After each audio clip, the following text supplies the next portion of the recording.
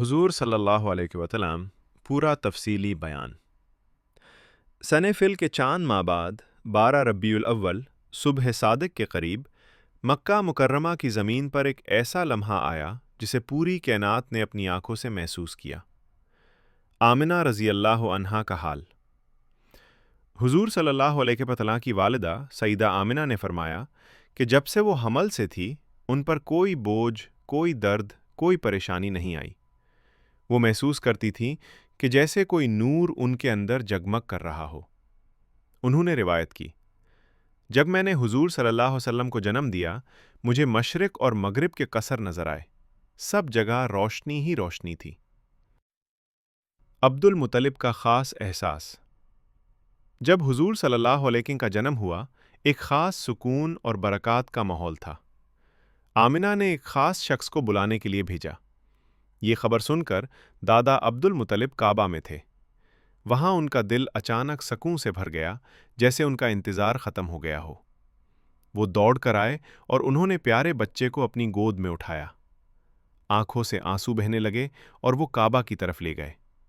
وہاں کھڑے ہو کر کہا، یہ میرا پوتا ہے، اس کا نام محمد رکھتا ہوں تاکہ زمین اور آسمان دونوں میں یہ تعریف کا مستحق ہو۔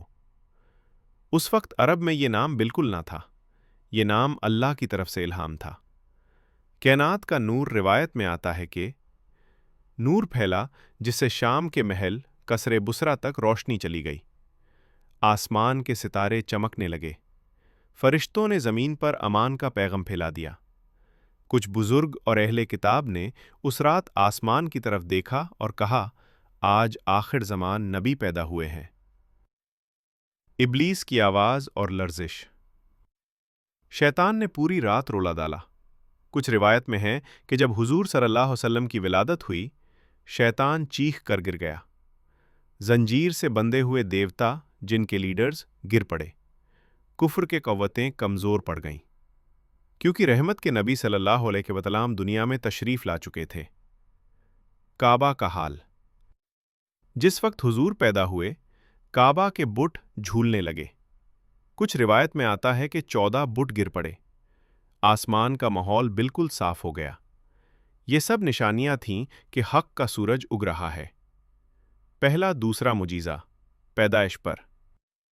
پاک و پاک آمنہ کہتی ہیں، جب ان کا جنم ہوا وہ بالکل پاک پیدا ہوئے، ان کے جسم سے خوشبو آ رہی تھی۔ حضور صلی اللہ علیہ وسلم پیدا ہوتے ہی سجدے کی حالت میں آئے اور انگلی آسمان کی طرف اٹھائی، جیسے کہہ رہے ہوں، لا الہ الا اللہ۔ حلیمہ سعدیہ کا اقصیٰ۔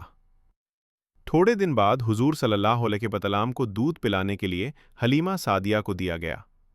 جب حلیمہ رات کو حضور صلی اللہ علیہ وسلم کو لے کر واپس گئیں، ان کی سکھی اونٹنی دودھ سے بھر گئی۔ گھر میں برکت آنے لگی، غریبی دور ہوتی گئی۔ پورا قبیلہ حیران تھا کہ یہ بچہ برکتوں کا دریا ہے۔ نتیجہ، دل کو چھونے والی بات۔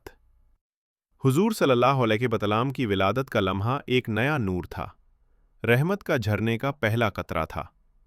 اللہ نے دنیا کو وہ پیغمبر عطا کیا جس نے انسانیت کا ہاتھ پا کر ظلمت سے نور کی طرف نکالنا تھا۔ آج رحمت کا نبی پیدا ہوا۔